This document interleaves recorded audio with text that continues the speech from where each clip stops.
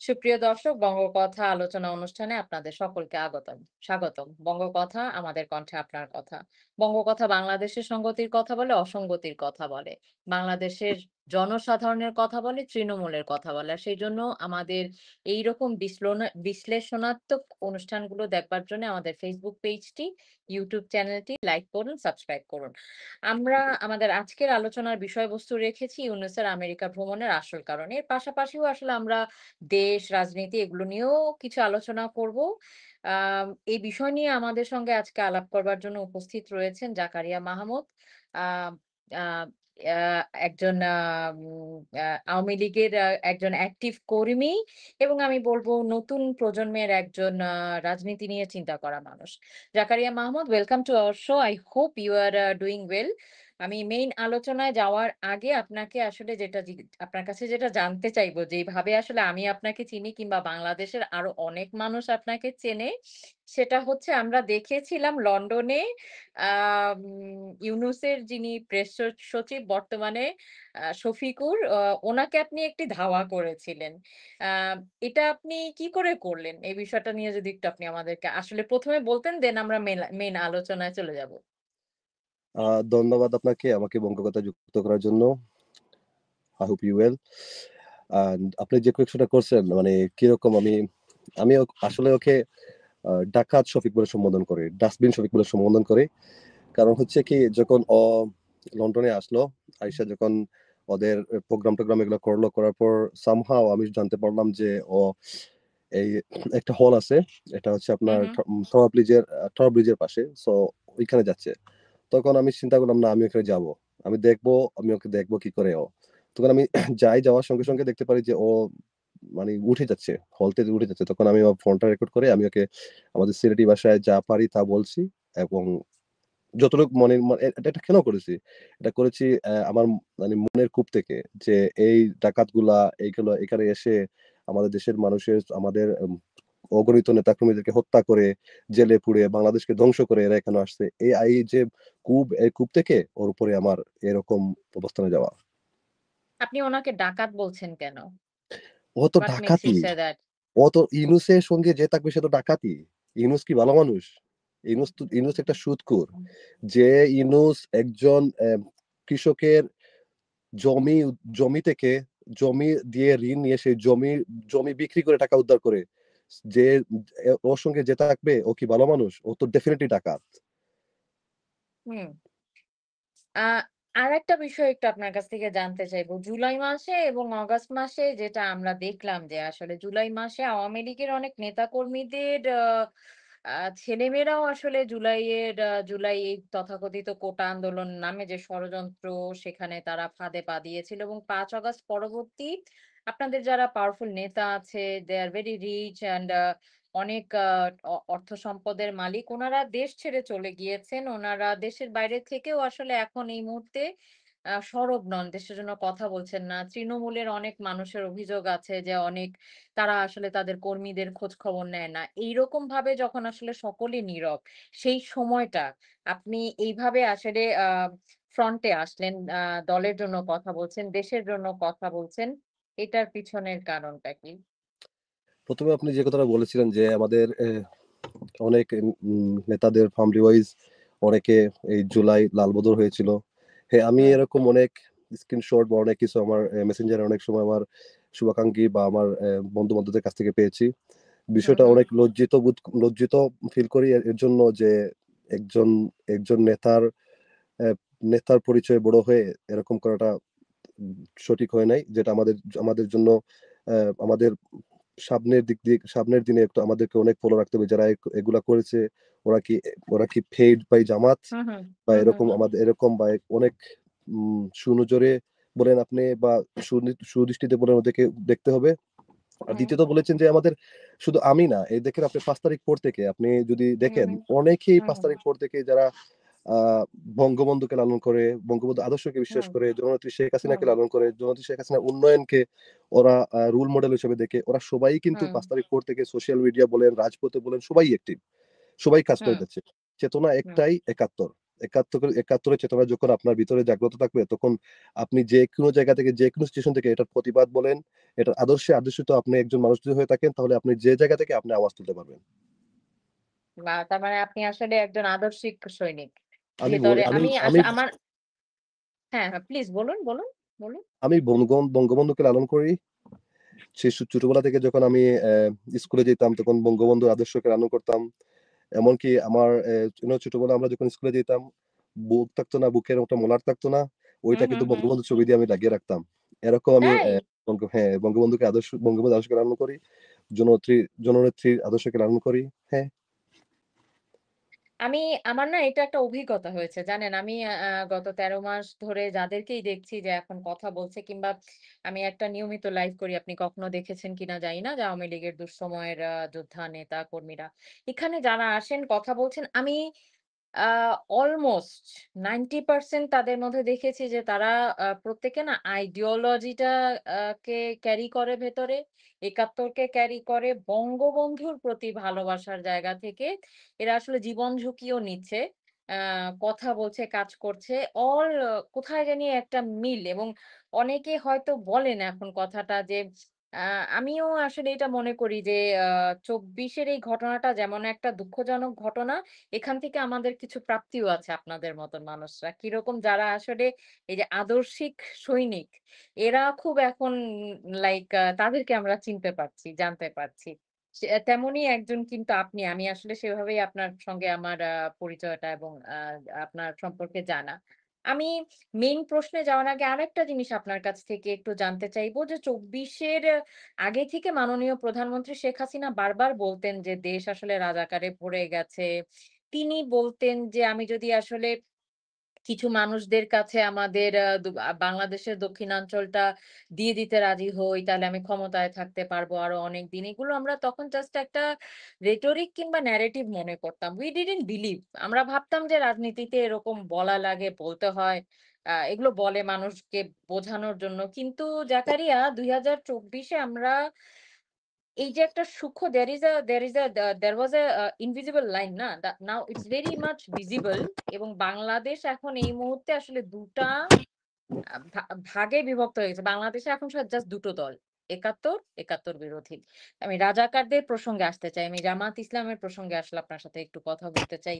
যে এরপরে আমরা দেখলাম যে ইউনূস এক অবৈধভাবে ক্ষমতা দখল করে নিয়ে বঙ্গবন্ধুর বাড়ি জ্বালিয়ে দিলেন। এরপরে ফেব্রুয়ারি মাসে ২০২৫ এর ফেব্রুয়ারির ৬ তারিখ আ তারা বঙ্গবন্ধুর বাড়ি ভেঙে গুঁড়িয়ে দিল। মুক্তিযুদ্ধের অনেক স্থাপনা ভাঙচুর করা হচ্ছে। মুক্তিযোদ্ধাদেরকে অ্যারেস্ট করা হচ্ছে। যারা আওয়ামী লীগের পক্ষে কিন্তু কথা বলছেন না। যারা ৭১ মুক্তিযুদ্ধকে নিয়ে কথা বললেই তারা অ্যারেস্টেড হচ্ছেন। আমাদের কাছে না এটা এখন কেন জানি মনে হয় যে there is no actually difference between Jamaat and Yunus. যেহেতু আপনি রাজনৈতিক পরিবারের ব্যাকগ্রাউন্ড এর একজন মানুষ। এটা অনেকেই জানে না। আমি জানি ব্যক্তিগতভাবে আপনি রাস্তায় স্লোগান দিয়ে বড় হওয়া একজন যুবক। আপনার কাছে এইটা কি ভ্যালিড মনে হয় কিনা? এবং যদি মনে হয় সেটার কি কিছু আপনি আমাদেরকে কংক্রিট এক্সপ্লেনেশন দিতে পারবেন কিনা? যে যাহা জামাত তাহাই আসলে ইউনূস। আমি ধন্যবাদ আপনাকে। আমি প্রথমত আপনি যে কথাটা বলেছিলেন যে আমাদের নেত্রী কি বলেছেন? নেত্রী ২৪ এর আগে নেত্রী কি বলেছেন? নেত্রী যেটা বলেছিলেন যে আমাদের এখানে যদি স্পেশালি কক্সবাজার নিয়ে বলেছিলেন যে আমাদের এখানে যদি ওদেরকে একটা এয়ারবেস দিতে পারি, তাহলে আমাদের কোনো সমস্যা হবে না। ওই সময় আমরা এই কথাটা আপনি যেরকম উপস্থাপনা করেছিলেন যে আমরা ওই সময় কথাটা ওই হার্ডলি নেই। আমরা রাজনৈতিকভাবে রাজনীতির চুকে নিয়েছি।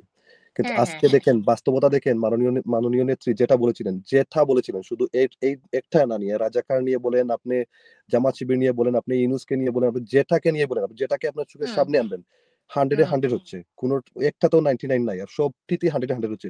নেত্রী জানতেন, নেত্রী বুঝতেন, এর জন্য নেত্রী সবার সাথে এই কথাগুলো শেয়ার করেছে। আপনাদের স্ট্রিম মিডিয়ার সাথে কথাগুলো শেয়ার করেছেন। কথা হুম, হচ্ছে, এই জায়গা থেকে আপনি যদি চিন্তা করেন, এই অবস্থান থেকে যদি আপনি চিন্তা করেন যে ইউনূস কি আর জামাত কি? ইউনূস আর জামাত হচ্ছে ওরা দুটাই জারজ। আমি বলব এটা দুটাই জারজ। এদের কোনো পিতৃ পরিচয়ের ঠিক নাই। যদি এদের পিতৃ পরি এ এদের এদের যদি একটু যদি মানবতা থাকতো, তাহলে এই দেশটাকে এরকম নিয়ে যেত না। এই দেশটা এই যে আপনি বলছিলেন যে ৩২ ভাঙ্গা, আওয়ামী লীগের নেতাকর্মীদের উপর হামলা, মুক্তিযোদ্ধাদের উপর হামলা কেন করতেছে এরা? এরা এর জন্য করতেছে যারা এরা পাকিস্তানি বীজ। যদি পাকিস্তানি বীজ না হইতো, তাহলে এরা করতে পারত না। কারণ তাদের বাপ-দাদাদের যে রক্ত ওদের শরীরে বইতেছে, ওই রক্তটা না পালসিং ওদের বডিতে আপট্রেন্ড করতেছে নিচ থেকে উপর পর্যন্ত। যার কারণে এদেশের বাংলাদেশের ৭১ চেতনা বলেন, মুক্তিযুদ্ধের চেতনা বলেন, আপনি বাংলাদেশ আওয়ামী লীগ কি? আওয়ামী লীগ তো চেতনার একটি দল। যার জন্য এগুলা এরা দেখতে পারে না। এরা নিতে পারে না। যার জন্য সবকিছু এরা ধ্বংস করে দিয়েছে। এবং এরা আরো প্ল্যানিংলি ধ্বংস করে যাচ্ছে এবং যাবে। কারণ এরা বাংলাদেশ দেখতে চায় না। এরা বাংলাদেশকে পূর্ব পাকিস্তান দেখতে চায়। তাহলে এটা ক্লিয়ার যে অ্যাকচুয়ালি মানে জামাতের যা কিছু আসলে চাওয়া পাওয়া এক্সিকিউট করার দায়িত্বে আসলে সামনে আমরা দেখতে পাচ্ছি আসলে ইউনূসকে। উনি এদের মধ্যে তার মানে আসলে কোনো পার্থক্য নাই কোনো আইডিওলজিক্যাল পার্থক্য অর নাই। কোনো পার্থক্য নাই। আপনি দেখেন মব জাস্টিস গুলা দেখেন, ওদের আইনি কাঠামোগুলা দেখেন, যতগুলা দেখবেন একদম হুবহু মিল আছে। আপনি ডাকসু ইলেকশনটা দেখেন। আপনি যেদিকেই যান, আপনি ওদের ইউনূস আর জামাত একই পাত্রের একই অলি। এর বাইরে বাহ! কোনো অলি নাই। এটা দারুণ একটা এ খুব দারুণ একটা ফেজ আমরা পেলাম যে ইউনূস এবং জামাত একই পাত্রে একই পাত্রে একই ওলি, রাইট? হ্যাঁ, আপনি বললেন? আচ্ছা, হ্যাঁ, হ্যাঁ। দারুণ। আপনি কি অবগত আছেন যে ইউনূস আসলে খুব শীঘ্রই আমেরিকাতে ভ্রমণ করতে যাচ্ছে?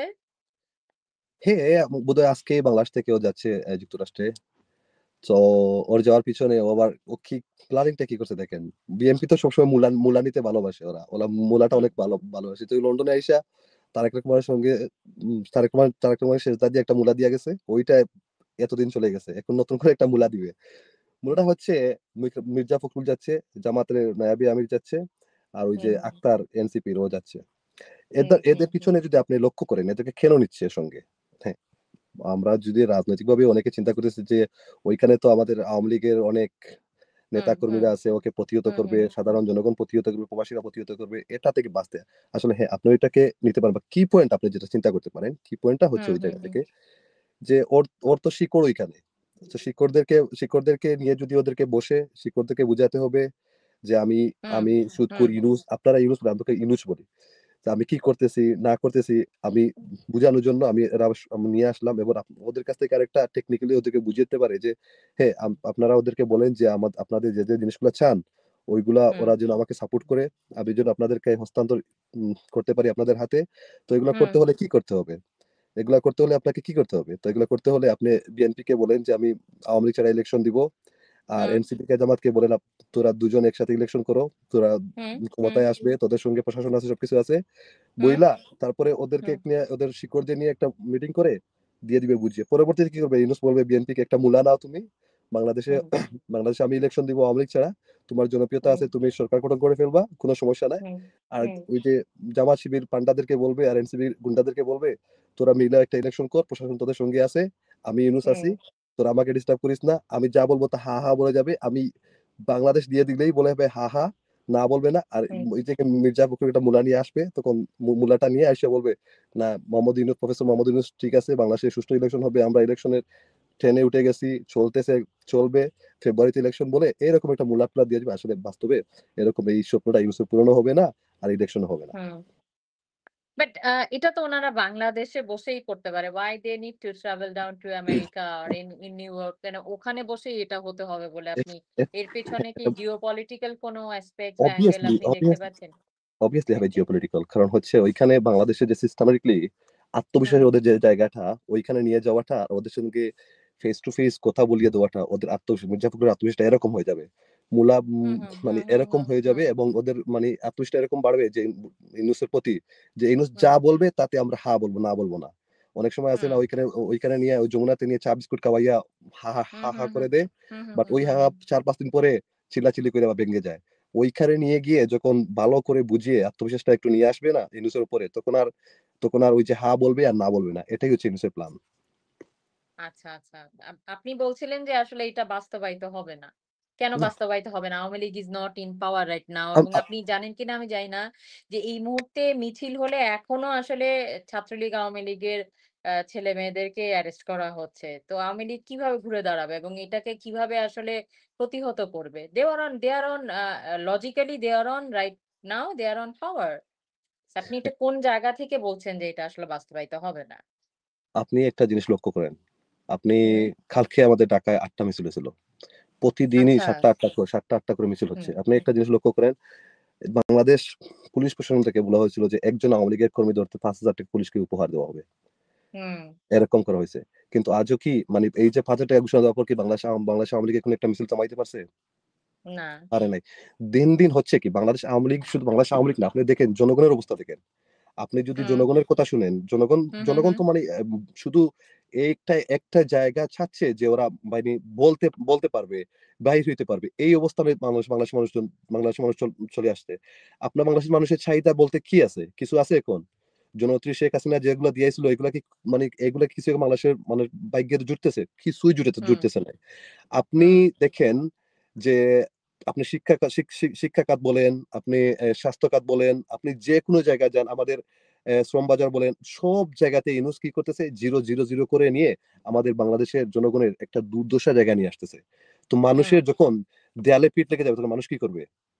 মানুষ কি করবে? মানুষ রাস্তায় বের হবে, মানুষ হুম, প্রতিরোধ করবে, মানুষ তার হুম, অধিকার ছিনিয়ে নেওয়ার জন্য আদায় আন্দোলন করবে। করবে। হুম, যখন এগুলো থাকবে তখন তো আর মানুষ ইউনুসকে চিনবে না। আর হুম, ইউনূসের যে যেরকম যা করে যাচ্ছে বাংলাদেশে, মানুষের চোখে সবকিছু পরিষ্কার। এখানে হুম, আর মানে বুঝে আপনি বুঝিয়ে জনগণকে বুঝিয়ে কিছু করবেন তাও নাই। মানুষ তো হুম, এমনিই তো হুম, বুঝে যে কি হুম, চলতেছে। হুম, শুধু মানুষের হুম, এই হুম, জায়গাটাতে শুধু মানুষ আসার অপেক্ষায় আছে যে আমাদের এই জায়গাটাতে আসতে হবে এবং এটা আসবে বাংলাদেশের সম্পূর্ণ জনগণ বাংলাদেশের আওয়ামী হুম, লীগের হুম, সঙ্গে হুম, এই জায়গা হুম, থেকে এসে একে প্রতিহত করে বাংলাদেশে হুম। আবারও আমরা স্বাধীনতাকে মূল্যবোধ করে এই বাংলাদেশকে নিয়ে এগিয়ে যাব।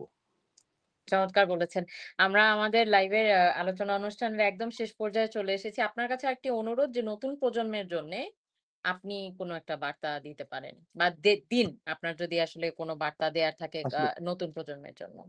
নতুন প্রজন্মের জন্য বলতে আপনি যেটা বুঝালেন, আমাদের নতুন প্রজন্ম ওরা অনেক স্মার্ট।